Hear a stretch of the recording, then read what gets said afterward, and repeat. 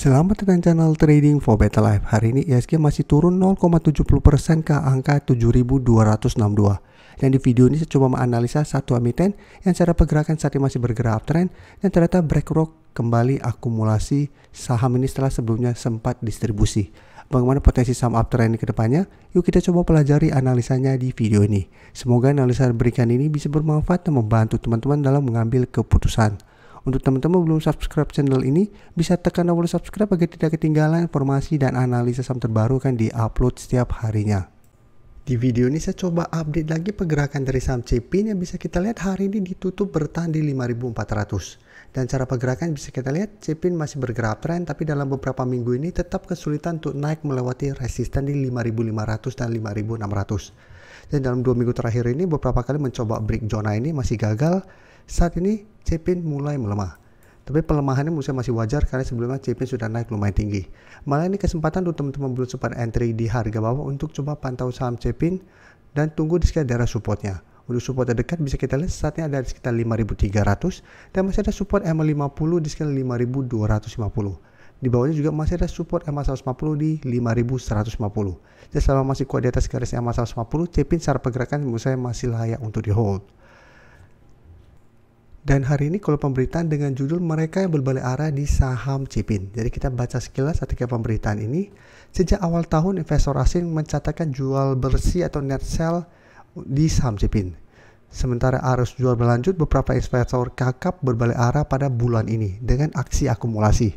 Jadi data dari Bloomberg Terminal pada Rabu tanggal 24 Juli ini, BlackRock memimpin aksi balik arah di saham CPIN dengan memborong 400 ribuan lembar sepanjang Juli ini. Jadi saat ini BlackRock pemilikan saham CPIN-nya itu menjadi 208,44 juta lembar saham. Jadi selain BlackRock masih ada beberapa saham investor asing yang bisa kita lihat, ada Credit Agricole Group, ada State Street Corp dan beberapa investor lainnya. Jadi secara teknikal CPIN masih oke dan asing sudah mulai masuk akumulasi. Dan bisa kita lihat dalam 2 minggu terakhir memang terpantau asing masih akumulasi saham CPIN. Jadi walaupun hari ini terpantau ada sedikit distribusi asing, tapi distribusi asing masih kecil jika kita bandingkan dengan akumulasi yang terus dilakukan dalam beberapa minggu terakhir ini. Dan di broker saham ini jika kita lihat walaupun hari ini tidak ada yang turun, ini juga terpantau sebenarnya tidak ada distribusi maupun akumulasi saham CPIN. Jadi untuk teman-teman sudah punya saham CPIN saat ini masih layak untuk di hold. Yang belum sempat entry ini kesempatan untuk kita coba tunggu di daerah supportnya. Oke, selanjutnya saya akan coba update juga saham JPFA. Bisa kita lihat JPFA saat ini juga secara tren masih bergerak sangat tren.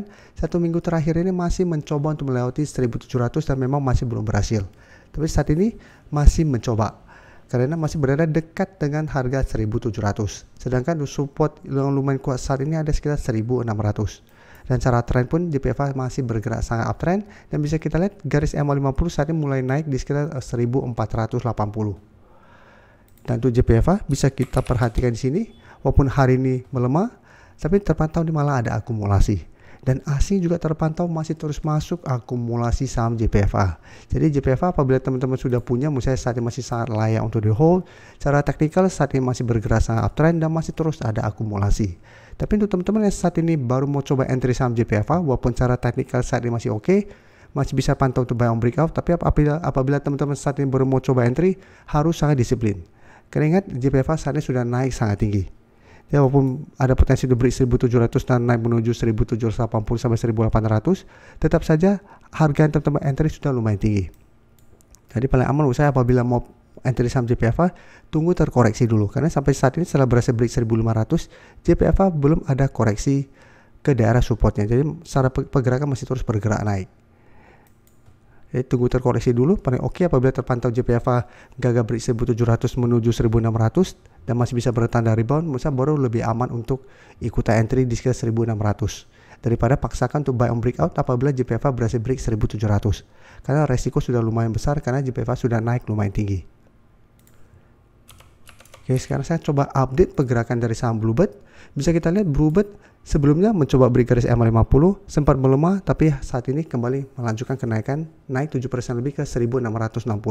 Jadi sudah mencapai target di garis MA150.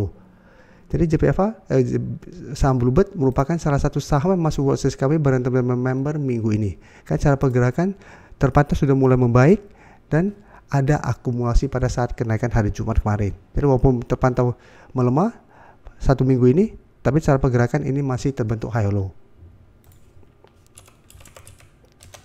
Dan bisa kita lihat asing juga yang sebelumnya distribusi hari ini kembali masuk dan kenaikan 7% lebih ini terpantau ada akumulasi. Jadi untuk teman-teman yang sebelumnya sudah dapat atau tunggu di sekitar garis EMA 50, saat ini sudah mencapai target di garis EMA 150, pertimbangkan untuk take profit apabila Bluebird ternyata masih kesulitan untuk melewati garis EMA 150. Atau bisa jadikan 1600 untuk trailing stop, atau teman-teman bisa hold terus saja selama garis EMA 50 tidak terlewati. Tapi ingat, apabila terpantau gagal break garis EMA 150, secara pergerakan maka Bluebird belum terkonfirmasi uptrend walaupun saat ini mulai terbentuk high low. Jadi apabila terpantau gagal break garis EMA 150, cara pergerakan Bluebird masih ada potensi melemah kembali dan masih akan bergerak sideways. Jadi bisa pertimbangkan untuk swing, take profit dulu apabila ternyata benar Bluebird ternyata gagal break garis EMA 150 minggu ini dan melemah, kita bisa tunggu kembali di sekitar garis EMA 50 untuk re-entry kembali. Oke, sekarang saya akan coba update pergerakan saham BRIS yang merupakan salah satu saham yang masuk watchlist kami juga minggu ini. Dan saat itu BRIS kami pantau di sekitar garis EMA 50 150. Karena pada saat melemah hari Jumat, menarik pada penurunan hari Jumat mendekati garis EMA 50 itu tidak ada distribusi. Dan ternyata hari Senin berhasil rebound, tapi saat ini memang masih belum berhasil melewati 2600 atau target take profit jangka pendek untuk saham BRIS. Dan hari ini BRIS masih melemah turun 1% lebih tepat ke 2500. Dan untuk BRIS jika kita perhatikan asing terpantau hari memang melakukan distribusi dan broker summary ini juga terpantau masih ada distribusi. Jadi dari data yang kita dapat, saya lihat BRIS secara pergerakan masih ada potensi untuk melemah minggu ini. Jadi masih ada potensi untuk turun mendekati garis EMA 50. Jadi untuk teman-teman yang saat ini sudah berhasil dapat di sekitar garis EMA 50 dan belum take profit di sekitar target 2580, saat ini memang masih bisa di hold selama garis EMA 50 tidak terlewati. Tapi pertimbangkan untuk keluar apabila ternyata BRIS gagal bertahan di garis EMA 50. Sedangkan untuk teman-teman saat ini baru mau coba entry saham BRIS, saya juga masih bisa coba pantau saham BRIS untuk coba tunggu di sekitar garis EMA 50. Jadi saat ini memang BRIS masih berada tepat di 2500 yang masih berupa daerah supportnya, tapi support lebih kuat ada di sekitar garis EMA 50. Jadi masih bisa dipantau untuk buy on support untuk saham BRIS dan pertimbangkan untuk swing karena secara pergerakan saat ini BRIS masih bergerak sideways.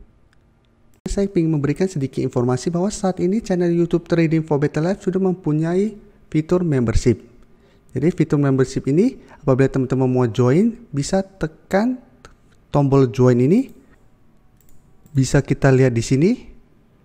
Cukup dengan 29.900 atau 30.000 per bulan, teman-teman akan menjadi bagian atau member dari channel YouTube Trading for Better Life. Jadi teman-teman bantu mensupport channel ini.